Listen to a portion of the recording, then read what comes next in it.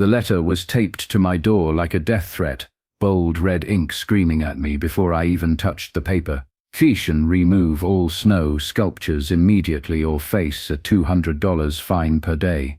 I stared at it for a full minute, blinking hard, wondering if my brain had short-circuited. Snow sculptures, fine, asterisk. For what?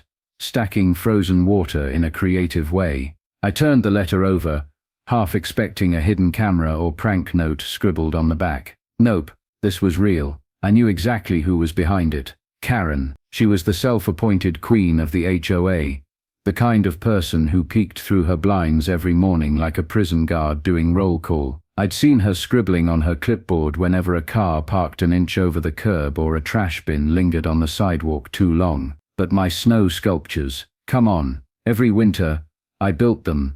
Dragons, castles, and last week, an 8-foot polar bear that the neighborhood kids took pictures with. Parents loved it. Even Frank, the HOA president, had snapped a photo with his dog beside my frozen grizzly. It wasn't just snow, it was community, but Karen didn't care about that. I crumpled the letter and tossed it on the counter, pacing the room. Maybe I could reason with her. No, that was a fantasy. Talking to Karen was like arguing with a GPS. No matter what you said, she'd just repeat the same directions in a louder, more irritating voice. By the time I grabbed my gloves and boots, my frustration had turned to something sharper, a kind of icy defiance. Fine, if Karen wanted to complain about snow sculptures, I'd give her something worth complaining about. I stomped outside, dragging my snow shovel like a knight gripping a sword. My original plan was to build something small and sarcastic, maybe a snowman with Karen's stiff bob haircut and scowling face. But as I started piling the snow, something took over. My shovel hit the ground harder, scooping deeper. The base grew larger. I packed the snow until it formed a thick column, then built it higher. 6 feet, 8 feet, 10. Hours passed, and my fingers ached from the cold, but I kept going. I carved arms, wide hips, and a sharp angled face. I gave her a furrowed brow, thin pursed lips, and one perfectly raised eyebrow, a permanent look of judgment. My masterpiece stood 20 feet tall, her frosty face angled directly at Karen's window. For the finishing touch, I shaped a clipboard in her frozen grip and etched the words, "Rules are rules," across it. The sun was setting by the time I finished. I stood back, panting, ice crystals clinging to my jacket. It wasn't just a snow sculpture. It was a monument to pettiness, and tomorrow morning, when Karen opened her blinds, it would be the first thing she saw. Karen's blinds snapped open at exactly 7:04 a.m., like clockwork. I knew her morning routine better than I knew my own. First, she'd shuffle to the kitchen for her perfectly measured cup of coffee. Then, she'd march to her window, phone in hand, ready to document whatever neighborhood violation had ruined her morning. I was already outside, coffee mug in hand, pretending to admire the frost on my lawn. I heard her gasp before I saw her face. Her blinds shot up, and there she was, mouth hanging open, eyes wide with horror. For a moment, she didn't move. She just stood there, frozen like the icy monument glaring down at her. Then she disappeared. I knew what was coming. 5 minutes later, she stormed across the street in her robe and slippers, clutching her phone like it was a grenade. "You think this is funny?" she barked, jabbing a finger toward the snow Karen. I took a slow sip of coffee, savoring her fury. "I don't know what you mean. You know what I mean," she snapped. "This is harassment. It's just snow," I said innocently. "Nature's art. Beautiful, isn't it? Don't play dumb," she hissed. "You sculpted that thing to look like me." I glanced at my masterpiece, the sharp cheekbones, the pinched mouth, the arms frozen in a scolding pose. "Yeah, it was definitely her." "Huh," I said, barely suppressing a smile. "Now that you mention it." Karen's face turned a shade of red. "I didn't think skin could achieve." "I'm calling an HOA meeting," she barked. "Today." "Sounds great," I said. "I'll bring snacks." I could still hear her muttering as she stormed back to her house. Something about city ordinances and federal snow law, whatever that meant. By noon, HOA President Frank was on my porch, looking half annoyed, half amused. "Look," he sighed. "I know you're upset, but this is nuclear." "Is there a rule against snow sculptures?" I asked. Frank scratched his head. "Technically no." "Then we're good." Frank shook his head with a chuckle. "Karen's gonna lose her mind."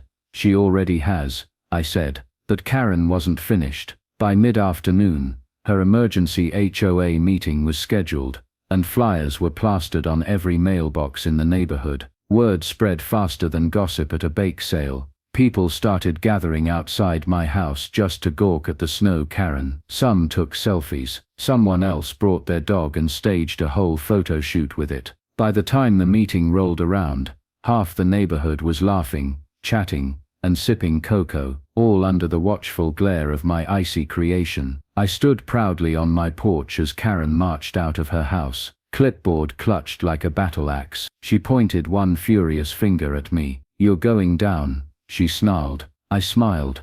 Good luck. The HOA meeting was held in Frank's garage, the unofficial war room for neighborhood disputes. Fold-out chairs lined the space, and a cheap plastic table served as the stage where Karen was already seated, gripping her clipboard like a judge holding a gavel. The crowd was bigger than I expected.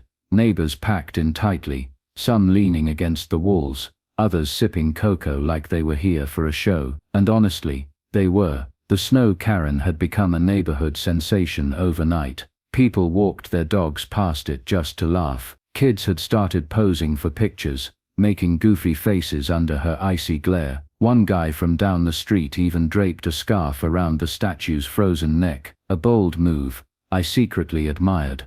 But Karen wasn't amused. She tapped her pen against her clipboard like a countdown timer. "We'll begin," she snapped. Frank cleared his throat. "All right, folks, Karen called this special meeting to discuss." Well, his gaze drifted to me. A certain snow sculpture. Karen bolted to her feet. "It's not just a sculpture," she spat. "It's a blatant act of mockery and disrespect. A personal attack, designed to humiliate me." Several neighbors coughed to hide their laughter. "It's snow Karen," I said, arms crossed. "It's going to melt." "Not soon enough," she barked. "I shouldn't have to stare at that thing.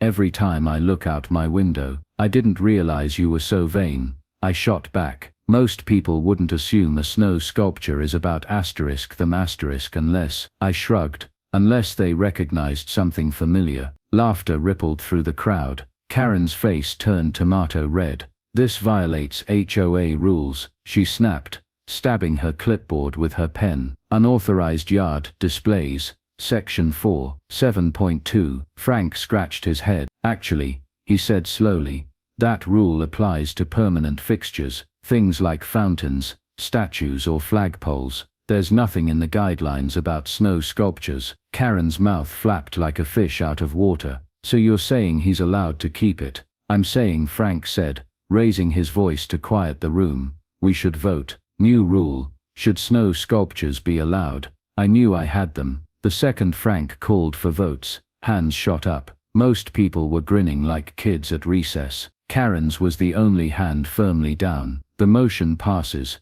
Frank announced. "Snow sculptures are allowed." The crowd cheered. Someone even clapped me on the back like I'd just won a medal. Karen stormed out, muttering something about property values, and the neighborhood going to hell. I almost felt bad. Almost later that night, I caught Karen peeking through her blinds again, scowling at the snow Karen's towering form. I raised my coffee mug in a salute. She slammed the blinds shut so hard, I swore I heard the strings snap. Victory had never felt so sweet. The snow Karen stood tall for nearly a week, becoming the unofficial mascot of our street. People couldn't get enough of her. Kids posed for pictures, teenagers filmed TikToks dancing in front of her icy glare, and one guy even stuck a pair of sunglasses on her face. It was glorious, but the best part, Karen couldn't do a thing about it. Her precious HOA rules had failed her, and she knew it. Every morning, I watched her open her blinds, her face twisting into a sour scowl at the sight of her frozen doppelganger. Then things got bigger. Inspired by my stunt, The Johnsons built an entire family of snow penguins on their lawn, all lined up like they were waiting for a bus. The Millers went full-on medieval, and carved out a snow fortress, complete with battlements and a moat. Someone else, I never found out who, built a miniature snow version of the HOA board itself, with Karen's icy double smack in the middle. Tiny snow Karen even had a tiny clipboard in her frosty little hands. Our street had turned into a winter art gallery, and I loved it. The neighborhood seemed lighter, friendlier. People were outside laughing together. Kids were running from one snow creation to the next, and for the first time in a long while, it felt like a community instead of a collection of houses. Except for Karen, while everyone else leaned into the fun, she sulked behind her curtains. I half expected her to snap and start smashing sculptures in the dead of night. Instead, she just stewed in her bitterness, until the morning I saw her outside with her grandson. I barely recognized her at first. No clipboard, no scowl, no furious phone clenched in her hand. Just Karen, kneeling in her front yard, with a wool hat pulled low over her ears. Her grandson, maybe 6 or 7, was packing snow in his mittens, giggling as Karen helped shape it. I walked closer, pretending to check my mailbox. "Morning," I called. Karen froze, her hand halfway through smoothing what looked like a snow cat's tail. Her grandson turned around and grinned. "We're making Mr. Whiskers," he declared proudly.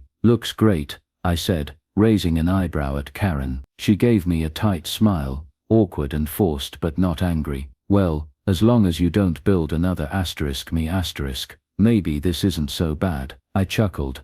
"Deal." From that day on, things shifted. Karen still wasn't exactly warm and fuzzy, but she eased up. She stopped scolding kids for riding their bikes too fast, and let the neighbor's dog wander across her lawn without sending a nasty letter. She even joined one of the block's cocoa parties, awkwardly clutching her thermos like it might explode, but there nonetheless. And when a warm front finally came through, and the snow Karen's face started to sag, Karen was the one who walked over to me, smiling faintly. "Looks like she's melting," she said. "Yeah," I agreed. "Guess it's her time to go." Karen paused, then added, "You know, you've got a real talent for this stuff." I blinked. Compliments weren't exactly her style. "Thanks.